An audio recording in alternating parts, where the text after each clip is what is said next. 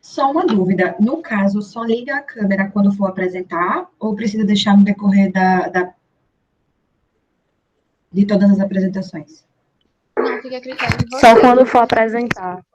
Exatamente. O importante é que vocês deixem ligada enquanto vocês estiverem apresentando. Mas quem quiser deixar ligada, pode deixar. É importante que vocês deixem o microfone desligado durante as outras apresentações, tá certo? Então, vamos iniciar. Ok, obrigada. Boa tarde a todos. Vamos iniciar as apresentações dos resumos do segundo simpósio de urgência e emergência da Universidade Federal de Pernambuco. Nessa sala, vamos ter 5 apresentações e o avaliador será o professor José de Santana Carvalho. Antes de darmos início, gostaria de que o professor se apresentasse. Boa tarde, gente. Como ela falou, né, sou José. No momento sou professor substituto do CAV, né, sou formado em enfermagem, especialista em urgência e emergência e UTI e especialista em emergência em traumatologia e ortopedia na modalidade de residência. Atualmente sou mestrando do Programa de Educação em Saúde de Enfermagem, e é isso. Espero que tenhamos aí uma tarde produtiva e vamos lá, né?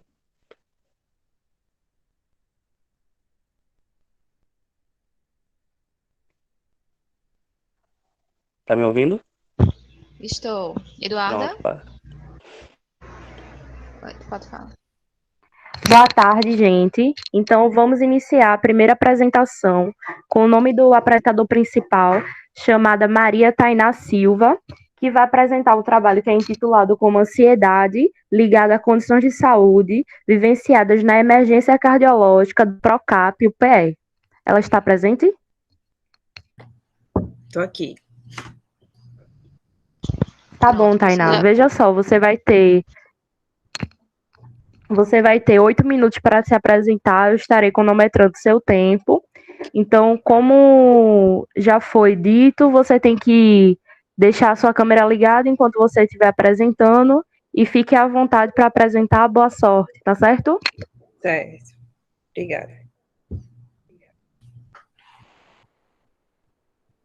Tá, todo mundo está me ouvindo direitinho? Então, a gente só não está vendo a sua apresentação ainda. Certo, vou colocar. Ok.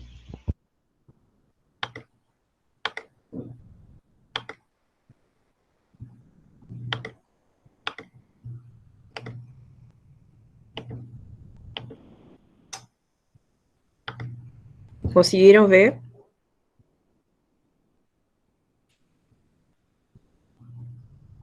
Sim, Agora já está apareceu. aparecendo. Sim, Tainá, estamos vendo sua apresentação. Certo. Então, vou iniciar, certo? Boa tarde, pessoal. Meu nome é Maria Tainá, eu sou enfermeira e estou residente, né, do programa de enfermagem e cardiologia do PROCAP. Hoje eu vou falar um pouquinho sobre a ansiedade, né, ligada a condições de saúde vivenciadas na emergência cardiológica do PROCAP, que é um hospital escola da UPE. Então, o que seria, né, essa ansiedade? A Associação Brasileira de Psiquiatria classifica a ansiedade como um transtorno gerador de preocupações excessivas sobre a vida e as situações relacionadas ao indivíduo.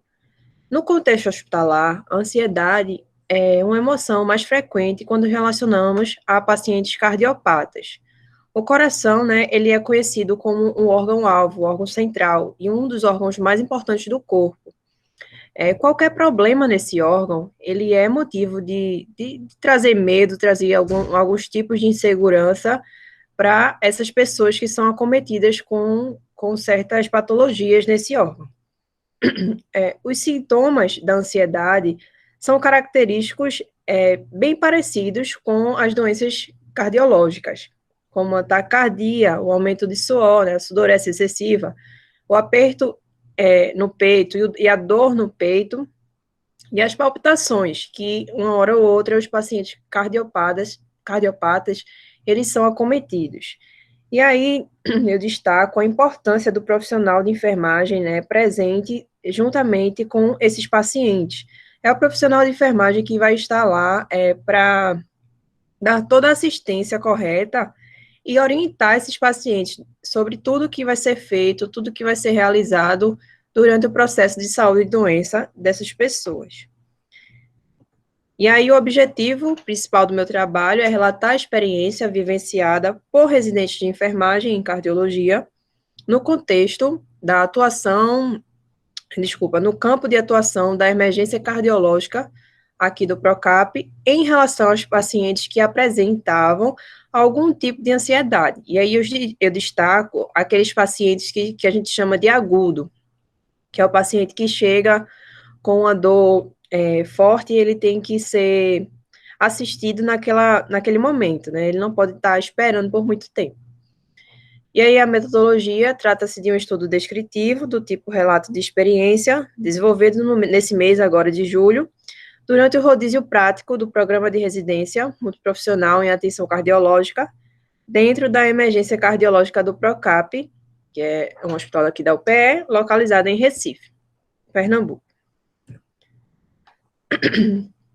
E aí, vários pacientes que buscam atendimento na emergência do PROCAP, por situações diversas, mas aí eu volto a destacar aquelas que são de casos agudos, muitas vezes desconhecidas por ele. A dor torácica realmente é um perfil de atendimento que se destaca aqui no PROCAP. Muitos pacientes chegam com essa dor que não sabe o início, não sabe de onde veio, eles simplesmente chegam ansiosos, eles chegam muitas vezes sem saber o que é que pode acontecer com eles. E aí o principal diagnóstico de enfermagem que a gente evidenciou analisando esses pacientes foi a ansiedade em si, relacionado ao estado de saúde do paciente ou ao que pode vir a acontecer com ele. Alguns termos técnicos utilizados pela equipe multiprofissional, na emergência a gente tem essa característica de trabalhar em equipe multiprofissional, então quando é visto o paciente, ele é visto multiprofissionalmente. Mas alguns termos trazidos pela equipe, como agudo, que é relacionado a pacientes que necessitam de cuidados imediatos, CAT, que é relacionado ao cateterismo, o exame de cateterismo, tomo, que é a tomografia, eletro, que é uma coisa que a gente pede rotineiramente na emergência, que é relacionado ao eletrocardiograma, soprado, que é a alteração no segmento ST evidenciada no eletrocardiograma, são comumente apresentados pela equipe e que trazem muitas dúvidas para os pacientes. Por exemplo, um paciente, na semana passada, a gente discutindo o caso, era um caso de dor torácica aguda, e ele simplesmente olhou para mim e perguntou o que era soprado, e ele disse que estava com isso, eu estou soprado e eu vou morrer.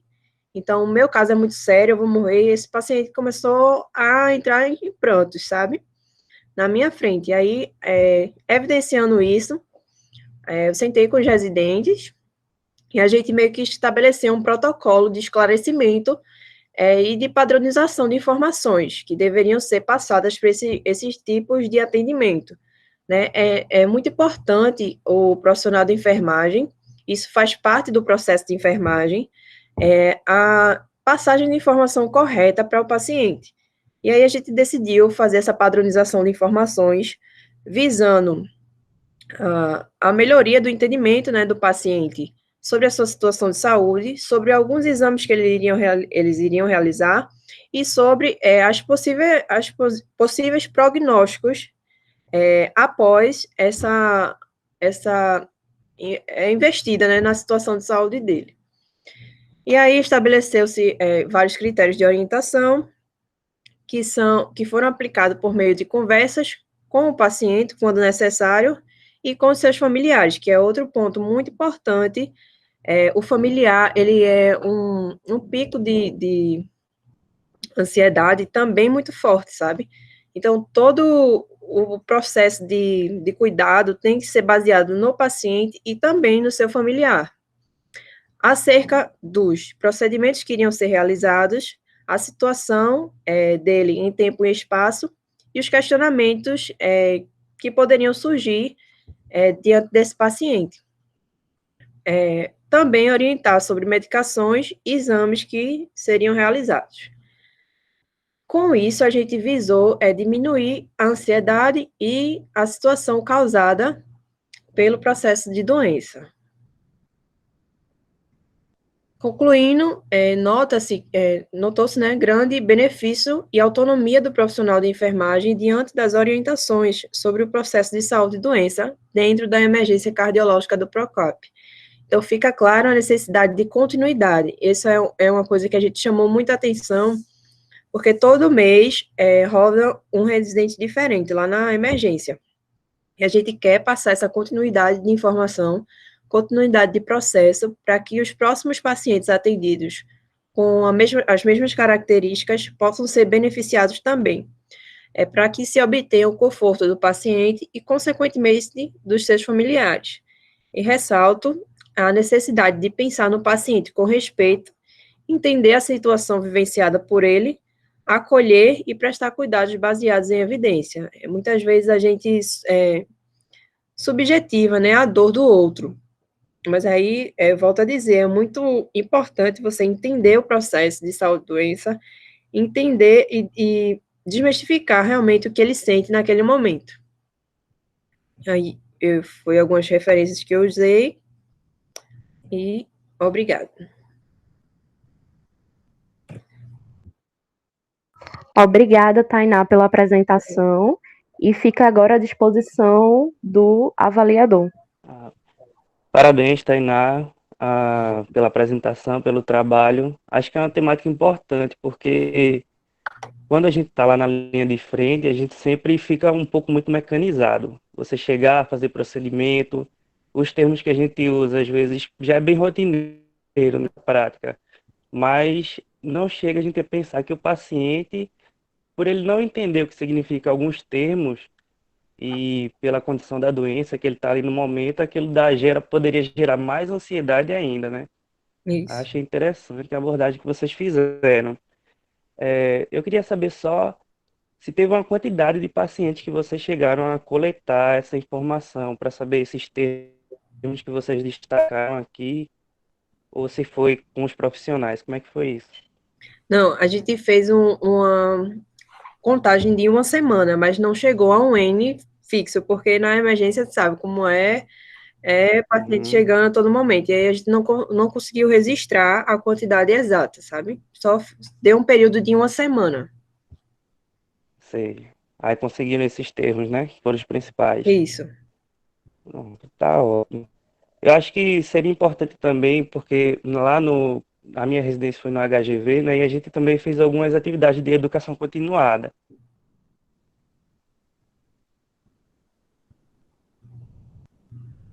A gente sempre sentia muita resistência com os profissionais que atuavam para fazer. Então, você falou da continuidade tanto para os residentes que vão passar, mas a gente tentar chegar nos profissionais também, né? Que já são do setor. Sim. Porque, como a residência a gente chega, mas sai, e aqueles profissionais estão o tempo todo lá, poderia ser muito mais benéfico para os pacientes, se vocês pudessem passar isso para eles também. Mas parabéns pelo trabalho. Achei que foi muito interessante a abordagem aqui, tá? Então, no mais é isso. Obrigada.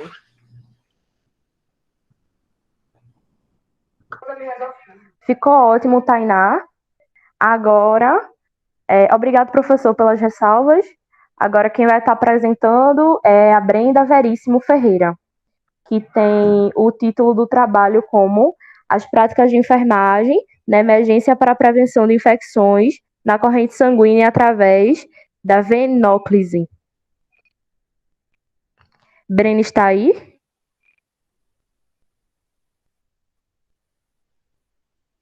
Brenda? Eu vejo que ela está presente na sala, mas eu acho que ela não está. Deve ter tido algum problema. Vamos esperar uns 2 minutinhos. Se ela não iniciar, a gente vai para o próximo e ela fica no final, né? Ok.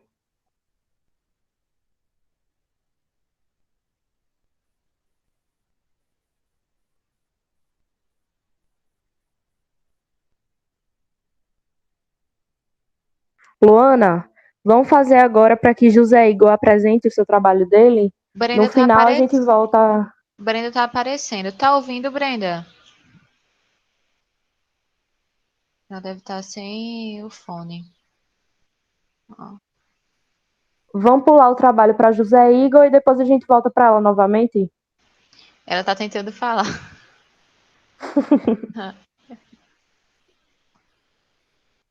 Deixa eu ver. Brenda, vê se tu tem outro fone, vê se tu consegue outro fone e tu apresenta no final, tá certo? Que a gente não tá te ouvindo. Pode ser?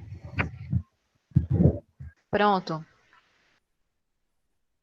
Ok, então.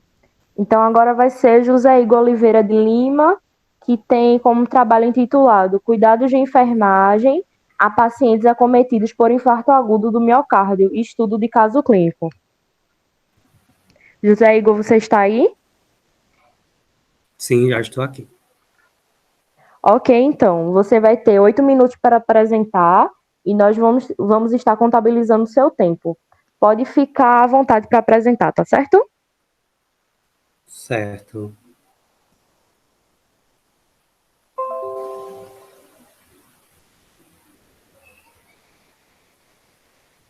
Estão me ouvindo? Sim, tá dando para Estamos ouvir. sim. O trabalho não está apresentando aqui, só um minuto, viu? Ok, estamos no aguardo.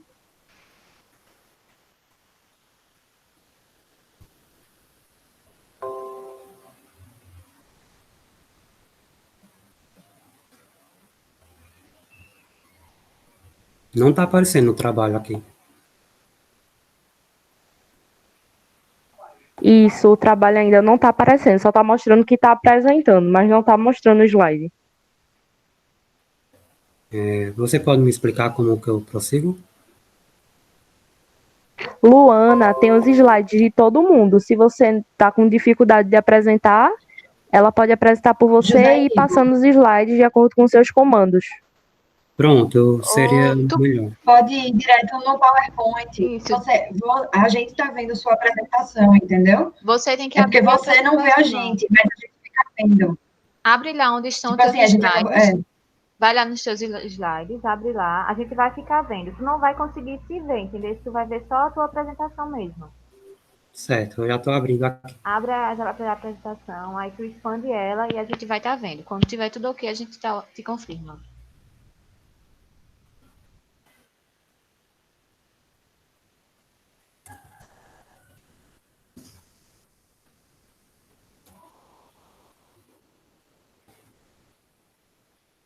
Procurando aqui. Tá certo.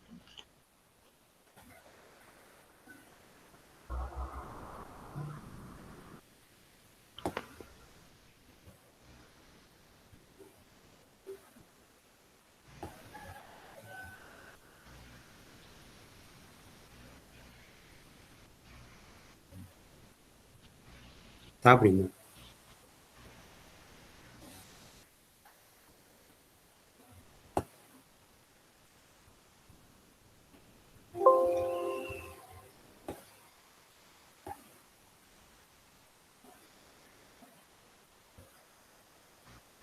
Já Pronto, posso Igor. iniciar? Tá aparecendo pra gente. É só você iniciar que já tá tudo certo. Boa apresentação.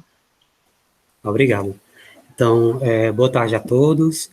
Eu me chamo José Igor Oliveira Lima e sou acadêmico do último semestre de enfermagem da Faculdade de Medicina Estácio de Juazeiro do Norte. E o meu tema é intitulado em Cuidados de Enfermagem a pacientes acometidos por infarto agudo do miocárdio. Trata-se de um estudo de caso realizado durante as aulas do período de estágio.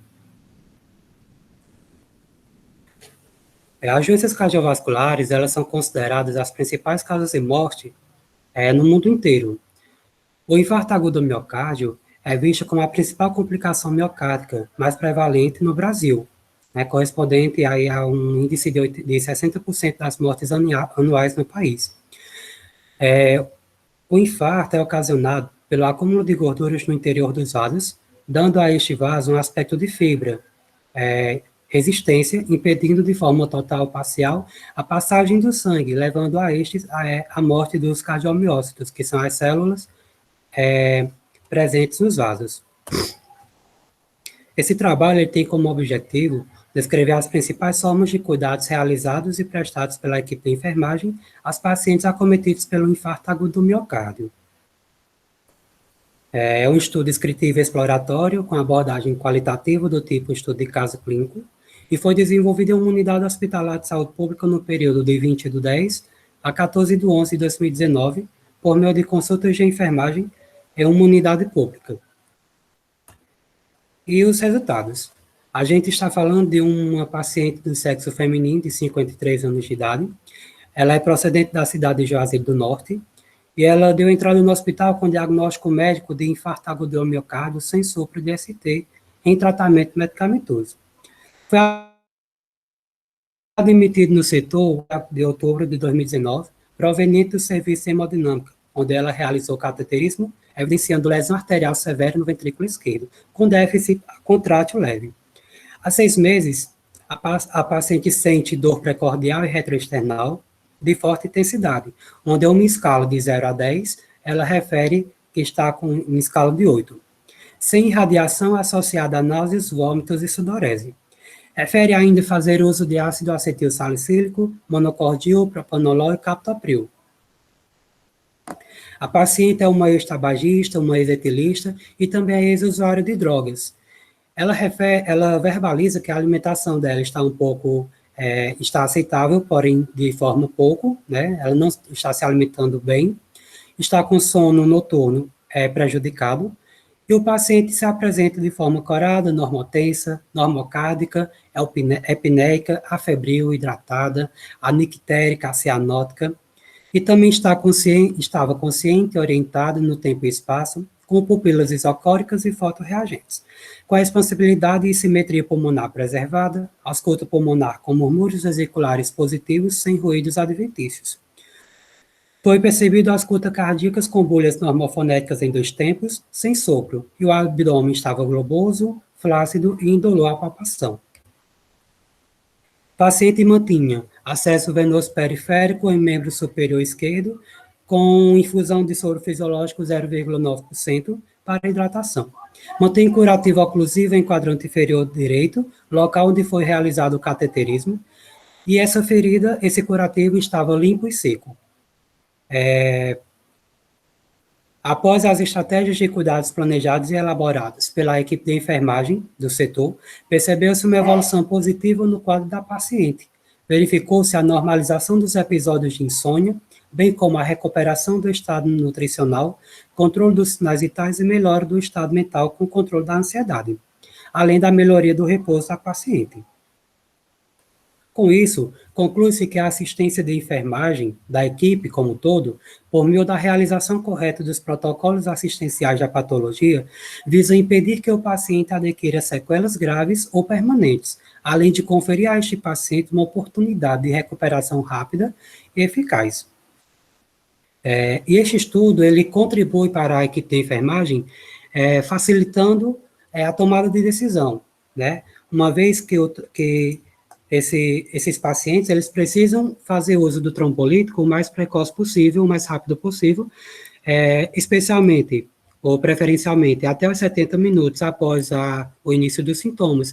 Então, sabendo disso, esse estudo, ele visa contribuir para a tomada de decisão dos profissionais, para o aperfeiçoamento da equipe como um todo, para a melhoria do raciocínio crítico e para a melhoria da assistência de enfermagem diante desses pacientes. E obrigado. Ok, José Igor, excelente apresentação. Agora passo a palavra para o avaliador. Parabéns, Igor, pelo trabalho, a apresentação também. Obrigado.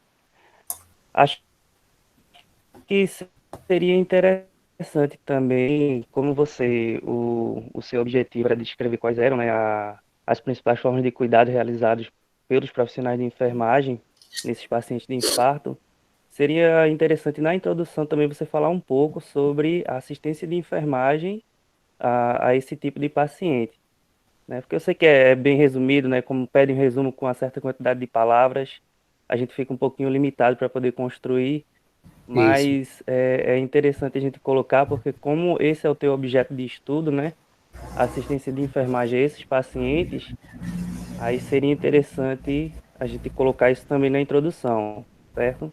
Certo. Mas, no mais, assim, parabéns pelo trabalho. Assim, os estudos de caso, eles são um pouco limitados, porque a gente está tratando apenas de um paciente, mas isso serve até como um condutor para próximas pesquisas, né? Que seja até interesse para a gente depois, até no trabalho de conclusão de curso. Então, através desses estudos de caso, além de ajudar a gente a estudar um pouco mais sobre a patologia, quais as importâncias para o profissional de enfermagem quanto a eles, mas também, né, desenvolver projetos posteriormente que tenham uma quantidade maior no seu instrumento de coleta, um estudo qualitativo, quantitativo, ou seja, Uhum. aí isso é importante. Então, parabéns pela temática, só deixa eu considerar essa questão, né, em relação à introdução, mas, no mais, parabéns. Muito obrigado. Ok, professor, obrigada. Agora a palavra está com a apresentadora chamada Érica Simone de Albuquerque Prado e Silva, que tem como trabalho intitulado como Assistência de Enfermagem ao Paciente com Traumatismo Crânioencefálico na Infância. Érica, você está aqui? Perdão. Ô, Igor, você tem que clicar em interromper a apresentação para que Tá, o desculpa, eu próximo vou dê clicar. prosseguimento. Mas tudo bem.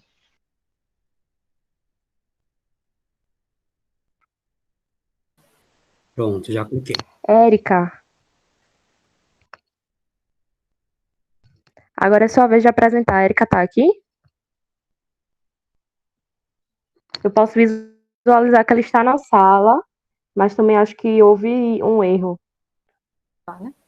Estou escutando. Um minutinho que eu estou habilitando aqui a câmera. Tá certo, Érica. Estamos no aguardo. Obrigada. Obrigada.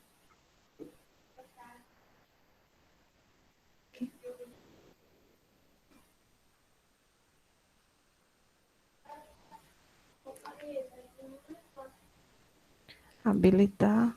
Talvez você precise reiniciar. Meu Deus.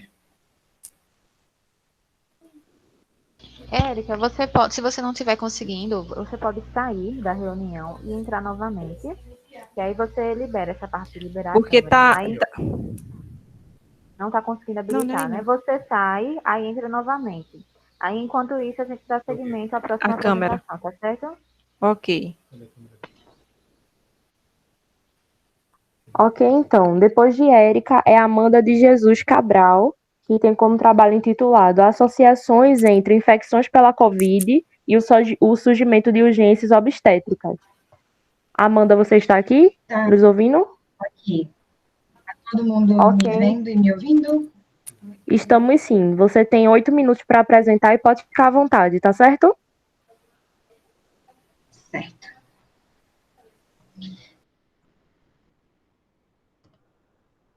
Então, boa tarde, meu nome é Amanda de Jesus Cabral. Meu trabalho é sobre a associação entre a infecção pela Covid e o surgimento de urgências obstétricas. Como a gente sabe, a gestação em si leva a mulher a um processo de grandes alterações adaptativas fisiológicas. Dentre eles, eu ressaltei no trabalho o aumento do consumo de oxigênio, a elevação da cúpula diafragmática justamente devido à expansão abdominal, né? E, consequentemente, essas alterações elas vão levar a uma alteração da mecânica respiratória, tornando a gestante cada vez mais suscetível a eventos tromboembólicos e favorecendo quadros de hipóxia e até infecção por patógenos respiratórios, podendo evoluir até para uma pneumonia grave. E aí, associando a gestação ao COVID, a gente sabe que o COVID ele tem uma predileção com o aparelho respiratório, mesmo a gente já tendo alguns estudos que comprovam algumas complicações que o COVID causa, né, como a coagulação intravascular disseminada, insuficiência renal e até a sepse. Então, na gestante com COVID, a gente consegue observar muitos impactos clínicos e complicações no período gestacional, como partos prematuros, restrição do crescimento intrauterino e até, em alguns casos, o abortamento. E aí, a gente teve como objetivo nesse trabalho correlacionar justamente as alterações adaptativas fisiológicas da gravidez com as repercussões da infecção pela COVID na gestante. A gente fez uma revisão integrativa de literatura, com base em dados do PubMed, Lilacs, Medline, Cielo e Scopus, utilizando como descritores o coronavírus, gravidez, trombofilia, nos idiomas português, inglês e espanhol, sendo analisados os artigos de 2020. É uma literatura um pouco escassa, a gente encontrou por volta de 114 artigos, e aí a gente selecionou 10 para poder fazer o trabalho, né? E aí, na totalidade, os estudos estratificaram as gestantes, sim, como um grupo de risco, principalmente gestantes que têm comorbidades associadas ao período gestacional, aquelas gestantes que têm diabetes mellitus ou até hipertensão arterial. Contudo, nesses estudos não foram descartadas as gestantes ígidas. As gestantes sem comorbidades alguma tiveram alguns relatos de óbito materno por algumas complicações cardiopulmonares, em decorrência também de falência múltipla de órgãos por causa da COVID. E aí, a gente observou que o período mais relatado foi justamente a partir do terceiro trimestre, especialmente a partir da 32ª semana de gestação. E a partir desse momento, eles aumentaram substancialmente o risco de ruptura precoce de membranas, até um sofrimento fetal e partos prematuros, né? E uma parcela muito pequena das gestantes, durante o estudo, tiveram a ocorrência de pré-eclâmpsia e eclâmpsia. Com relação ao feto, não é o foco do trabalho, mas até a data de submissão desse resumo, não existiam ainda evidências sólidas que apoiassem a transmissão vertical. Contudo, saiu até alguns trabalhos em junho e julho desse ano já, que relataram a pesquisa de vírus, que foram detectados vírus no neonato, alguns não conseguiram detectar, e outros detectaram até anticorpos específicos, mas a análise é um pouco ineficaz de líquido amniótico, placenta e até mesmo sangue materno fetal. E aí, cheguei na seguinte conclusão. A alteração sistêmica do COVID, causada pela COVID, associada às alterações adaptativas gravídicas, aumentam substancialmente o risco de urgência, emergência e mortalidade materno-fetais, principalmente aquelas associadas ao terceiro trimestre de gestação, não descartando o primeiro e o segundo, mas no terceiro trimestre a gente sabe que a gestante está muito mais suscetível a complicações, já que ela está no estado de hipercoagulabilidade. E, por fim, eu queria ressaltar que é fundamental essas pesquisas, o mapeamento e o desenvolvimento de conhecimento acerca dos processos fisiopatológicos acerca da COVID, até porque é uma situação muito nova que a gente está passando, então é importante desenvolver esses conhecimentos, e especialmente com as gestantes, né, também, que são pessoas com particularidades, com adaptações diferentes das pessoas não gestantes. Enfim, obrigada. Desculpa o nervosismo. Obrigada, Amanda, pela apresentação. Passo agora a palavra para o nosso avaliador. Parabéns, Amanda. Esse período Obrigada. agora do Covid, né, surgiram várias pesquisas de revisão integrativa, sistemática, para poder correlacionar, né, esses dados. Nessa que você fez, você delimitou assim, foi de janeiro a junho, eu não lembro se apareceu Então, eu comecei a pesquisar a partir de novembro. De em novembro. novembro em diante. É porque está muito escassa a literatura, e aí, quanto mais você restringe o período, fica muito menos dado. Então, Uhum. tanto que até com relação ao feto, como eu falei, não tinha dado suficiente. Eu tinha visto somente no estudo somente um neonato com um relato de transmissão vertical.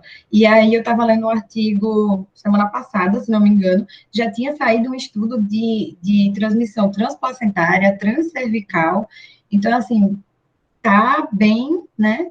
Tá modificando bem rápido as pesquisas.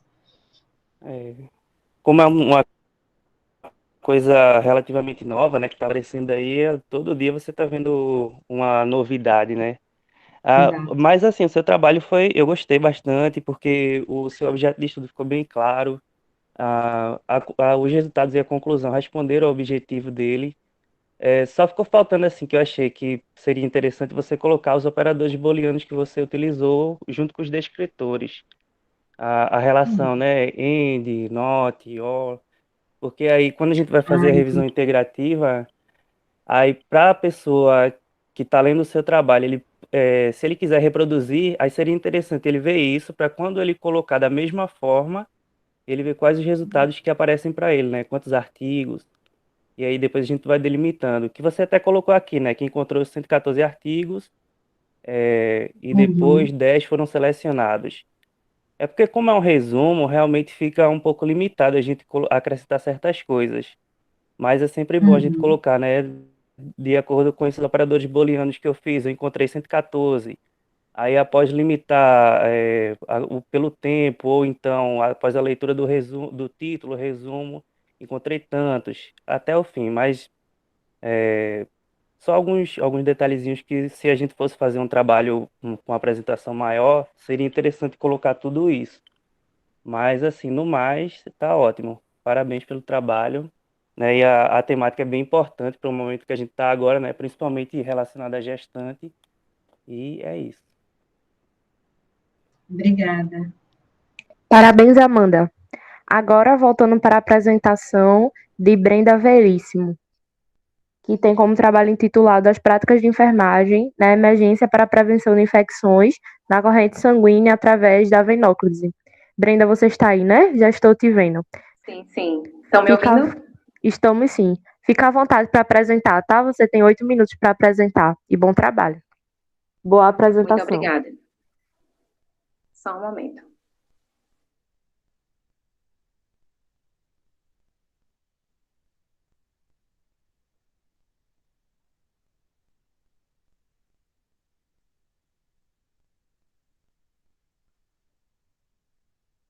Vocês conseguem ver a tela? Brenda, sim, eu só vou te fazer uma observação, que como você está apresentando pelo celular, a gente não consegue te ver. Aí isso vai ser considerado na avaliação, tá certo? É porque eu tive um problema com o computador, a câmera não estava funcionando, o áudio. A não ser, tem como Pronto. vocês projetarem para mim? Tem, eu tenho ele aqui salvo, posso projetar. Pode ser? Pronto, ótimo, pode ser. Pronto, você pode fechar aí que eu vou projetar para você. Ok.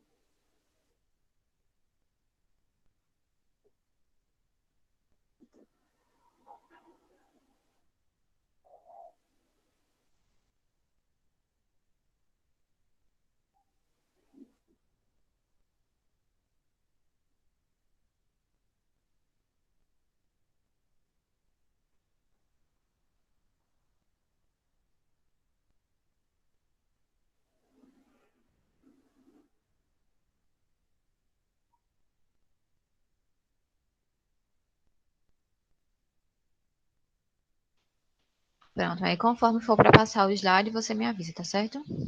Tá certo.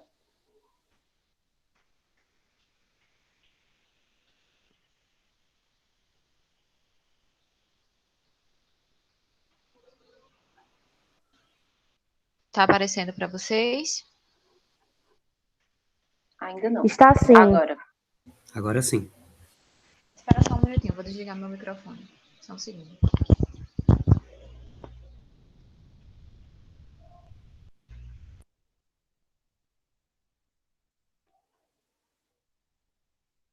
Boa tarde a todos. Então, vou dar início aqui à apresentação, onde o meu trabalho tem como título As Práticas de Enfermagem na Emergência para a Prevenção de Infecção na Corrente Sanguínea através da venóclise. Meu nome é Brenda Veríssimo, sou enfermeira e residente da Atenção Básica pela SES UNITA, aqui em Caruaru. Pode passar. Então, o ambiente hospitalar, ele constitui um local favorável ao desenvolvimento de infecções relacionadas à assistência à saúde, IRAS. E dentre esses tipos de infecção, podemos destacar a infecção relacionada à corrente sanguínea, por ter uma grande relevância epidemiológica, aumentando também a morbimortalidade e também os custos hospitalares. Então, segundo o Instituto Brasileiro para a Segurança do Paciente, a mortalidade causada pela ICS em países em desenvolvimento, como no Brasil, pode variar de 17% a 40%. Então, isso demonstra realmente a relevância desse tipo de infecção. Então, como objetivos desse trabalho, nós temos caracterizar as práticas de enfermagem. Pode passar o slide. Caracterizar as práticas de enfermagem na emergência para prevenção na infecção de corrente sanguínea através da venóclise e também traçar o perfil socioprofissional da equipe de enfermagem e identificar as técnicas usuais para a manutenção do catéter e também da troca. Pode passar. Com relação ao método, trata-se de um estudo descritivo do tipo pesquisa de campo, de corte transversal e de abordagem quantitativa. O estudo foi realizado em um hospital público do Agreste Pernambucano e, para a coleta de dados, elencou-se o setor da ortopedia. O estudo ele foi realizado com os profissionais de enfermagem do setor e, após a aplicação dos critérios de inclusão e exclusão, chegou-se ao número de 39 profissionais. Utilizou-se também entrevista em forma de questionário composta por 20 questões e, como descritores, utilizamos cateterismo periférico, enfermagem, segurança do paciente e infecção hospitalar. Então, como é bem resumido, eu vou trazer só alguns pontos da nossa pesquisa. Pode passar. Então, aqui nessa tabela 1, em relação aos dados sociodemográficos. Então, 84,6% das pessoas entrevistadas eram do sexo feminino e pertencente ali à faixa etária de 31 a 40 anos de idade, correspondendo a 35,9%. Pode passar. Então, esse estudo ele é concordante com a pesquisa que foi realizada sobre o perfil da enfermagem no Brasil, realizada pela Fiocruz, por iniciativa do COFEN. Esse estudo ele demonstrou que a maioria dos profissionais de enfermagem é do sexo feminino e também da faixa etária de 31 a 40 anos de idade. Então, apesar de nos últimos anos o número de pessoas do sexo masculino ter aumentado, ainda predomina o sexo feminino. Pode passar. Então, aqui a figura 1 é em relação ao tempo da troca do catéter periférico. Então, 51,3% respondeu que a troca deveria ser feita a cada 72 horas. Pode passar. Então, desde o final de 2017, a Anvisa ela preconiza que a troca seja a cada 96 horas. Entretanto, a Infused Nurse Society indica que os padrões para horas não são necessários, sendo feita a troca de acordo com alguma complicação. Porém, na prática, aqui nós seguimos a recomendação da Anvisa, com troca a cada 96 horas. Pode passar. Aqui na tabela 2, podemos relacionar o procedimento relacionado à segurança do paciente com a falha na punção. Então, 92,3% realiza a avaliação diária do sítio de inserção do catéter e 97,4% utiliza o novo catéter em um local diferente em caso de falha na punção. Pode passar. Então, a Anvisa ela recomenda que o local da punção seja avaliado diariamente. E existe também uma tabela que traz a questão da frequência da avaliação ideal de acordo com a gravidade do paciente. Então, aqueles pacientes mais graves, da emergência, da UTI, devem receber ali uma avaliação com a maior frequência. E é também recomendado que a cada falha seja feita com um novo catéter em um local diferente, justamente para diminuir o risco de infecção. Pode passar. Aqui a tabela 3 é sobre a realização do flushing e também a estabilização do acesso. Então, sobre a questão do material para estabilização, 89,7% realiza com esparadrapo. E sobre a questão do flushing, 66,7% sempre realiza o flushing antes e depois da administração de medicamentos. Pode passar. Aqui nós temos a figura 2, mostrando ali a estabilização com filme transparente, e a figura 3, a estabilização com esparadrapo. Pode passar. Então, a Anvisa, ela recomenda que qualquer cobertura seja estéril, porém não é uma prática realizada aqui no país. a maioria das instituições realiza a fixação com fitas contaminadas, não estéreis, onde o recomendado seria com filme transparente. Porém, muitas instituições afirmam que o custo é elevado e, por isso, não faz essa opção. E estudos também apontam que os profissionais não possuem um padrão para realizar um flushing antes e após a administração de medicamentos. Muitos só realizavam só para verificar realmente a permeabilidade do acesso e não realizavam de forma rotineira. Pode passar. Aqui a tabela 4 é sobre a tricotomia e educação permanente. Então, foi verificado que 64,1% dos entrevistados utilizavam a lâmina de bisturi para fazer essa tricotomia. E em relação ao treinamento sobre a infecção de corrente sanguínea, 59% afirmou que não tiveram nenhum tipo de treinamento relacionado a esse tema. Pode passar. Então, segundo a Anvisa, a tricotomia, quando necessária, ela só deverá ser realizada com um tricotomizador elétrico ou tesouras. Não deve ser utilizado nem lâminas de barbear, nem de bisturi, porque elas aumentam o risco ali de infecção, uma vez que é muito fácil, né, realizar ali pequenos cortes, e isso aumenta o risco de infecção de corrente sanguínea. E uma outra pesquisa, né, realizada em um hospital público, verificou que mais da metade dos participantes não haviam realizado nenhum tipo de treinamento relacionado à binóculos, o que corrobora com a presente pesquisa. Então, realmente, muitas instituições acabam não investindo tanto na educação permanente, e aí acabam deixando a equipe desatualizada. Pode passar. E em relação à conclusão, né, diante do elucidado, nós podemos perceber a importância da prevenção de infecção de corrente sanguínea por parte da equipe de enfermagem, uma vez que essas infecções podem causar ali inflamações locais, né, como a flebite, ou até mesmo complicações mais severas, como a embolia gasosa, trombose, entre outras. Então, é muito importante que a equipe de enfermagem esteja sempre atualizada, a fim de prevenir erros, também de promover uma melhor assistência para o paciente e também uma maior segurança, tanto para o paciente como também para os profissionais. E aqui são as referências utilizadas, pode passar. Agradeço e estou disposta aí a ouvir as sugestões. Obrigada.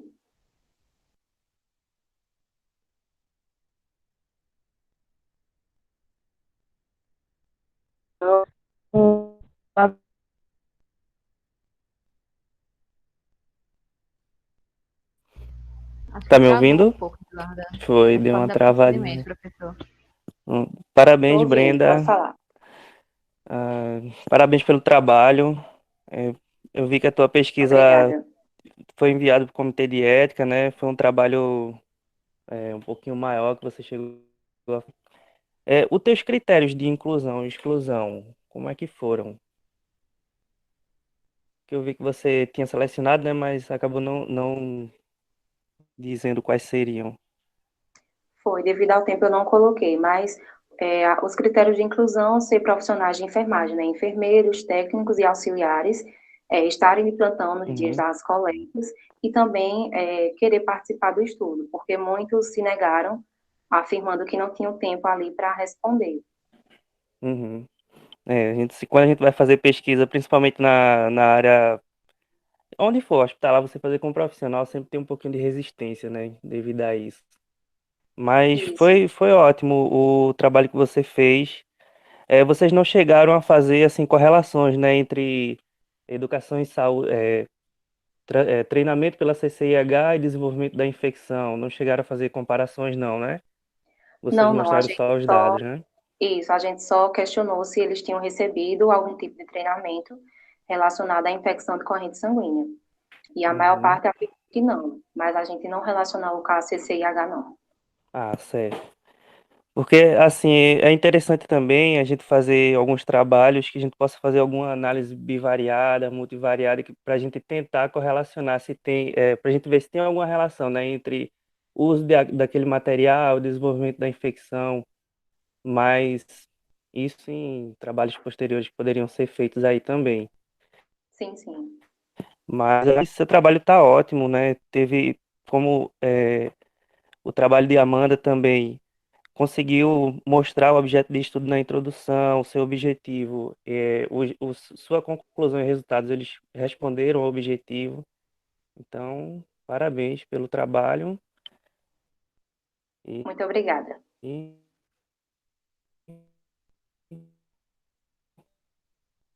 É isso. Nada.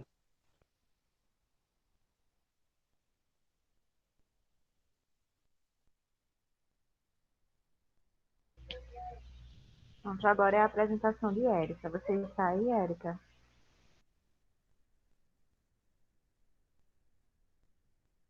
Seu microfone está desligado.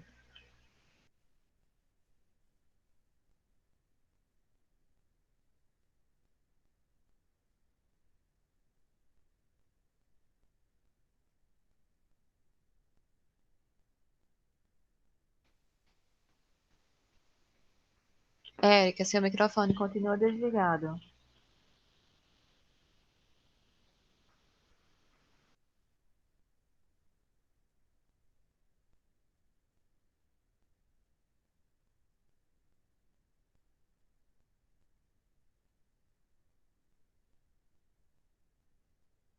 Você tem que ativar ele na tela, onde tem um microfone, você clica nele. Provavelmente ele está vermelho. Aí você clica e ele vai ficar branquinho. Aí é quando ele está disponível para a gente poder te ouvir.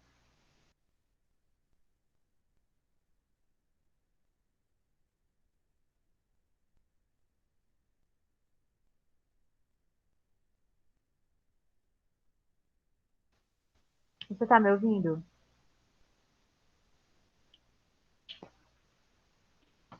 Eu não estou te ouvindo, Érica.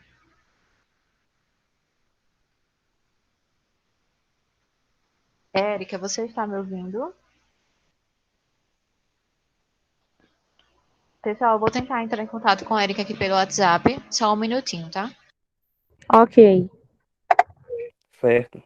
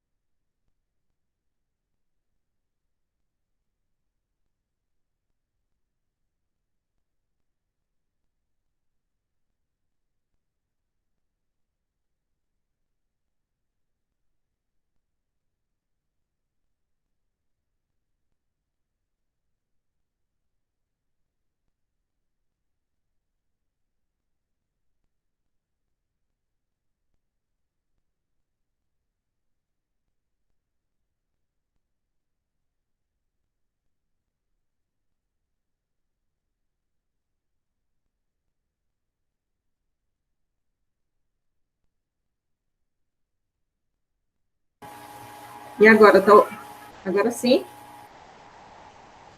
Estamos te ouvindo e te vendo, Érica. Cadê? Deixa eu botar a apresentação, tá? Tá bem, você tem 8 minutos para apresentar e pode ficar à vontade. Ok, Tá certo? obrigada. Ok.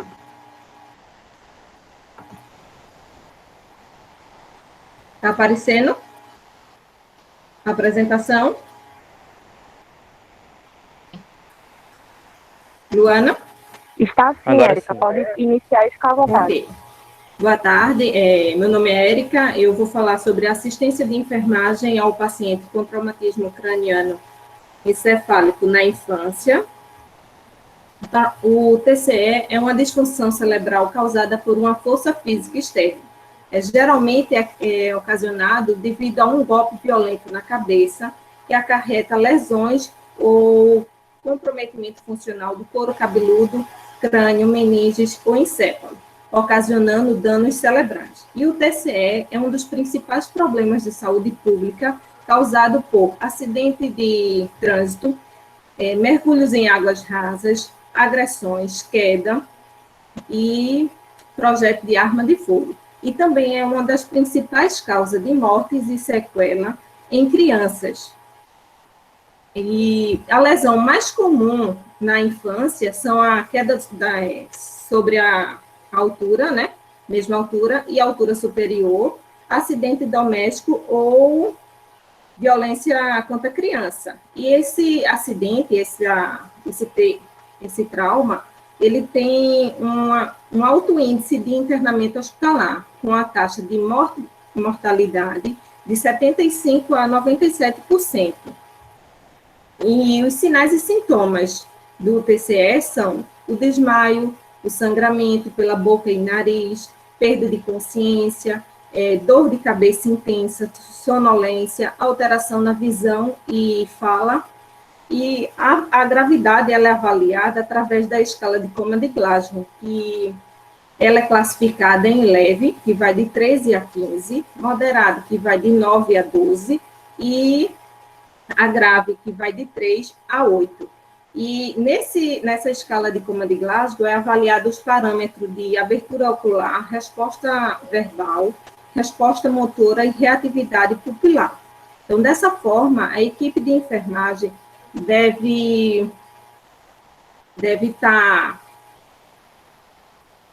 apresentar em se envolver no tratamento terapêutico nas primeiras 48 horas, através essa escala de Coma de Glasgow. Então, fazendo o registro, a coleta de dados, e todos esses dados têm que ser sistematizado e anotado, registrado no prontuário do paciente. Então, o objetivo é ressaltar a importância da assistência de enfermagem ao paciente com traumatismo craniano encefálico na infância. A metodologia foi uma revisão integrativa de literatura que foi realizada em julho de 2020 com base nas bibliotecas eletrônicas Cielo, Lilacs,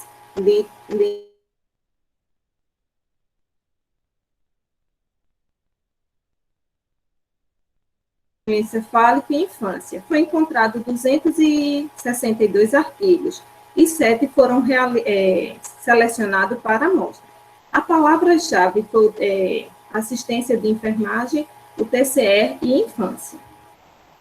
O TCE ele pode ser dividido em primária, que é decorrente de lesão anatômica direta no crânio no momento do impacto, né? E a secundária é decorrente de evento sistêmico, que ocasiona alterações dos eletrólitos, hipóxia, hipotensão, tudo isso ocorre no sistema sistêmico, né? Então, dessa forma, a equipe de enfermagem deve observar e verificar se o TCE apresenta alguma ameaça à vida do paciente e observar também as respostas comportamentais através da escala de Coma de Glasgow, né? Portanto, os aspectos essenciais da assistência de enfermagem ao paciente com TCE é a fim de esclarecer e qualificar o cuidado prestado, e é de suma importância também o enfermeiro ter o conhecimento para conduzir e orientar a equipe nas complicações que o paciente pode vir a apresentar. E também, para se ter um tratamento, um sucesso no tratamento e nas intervenções, o enfermeiro necessita elaborar um plano de cuidado que atenda a real necessidade do paciente neurocrítico, porque cada paciente tem a sua individualidade, né? Aí aqui são as referências utilizadas, e obrigada.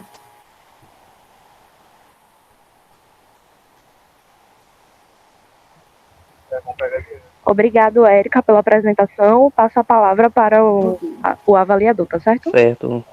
Tá me ouvindo bem? Estou sim. Estava cortando um pouco, não sei se é a minha conexão. Você me ouve, Érica? Estou sim, escutando.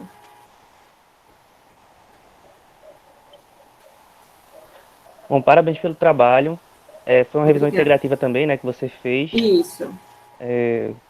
Só assim também eu achava que seria interessante você ter colocado quais foram os operadores booleanos que você utilizou aqui, junto com suas palavras-chave. Por exemplo, cuidados de enfermagem, END, traumatismo crânioencefálico, END infância, ou então O infância, para a gente ter uma noção de como é que foi feito isso, tá?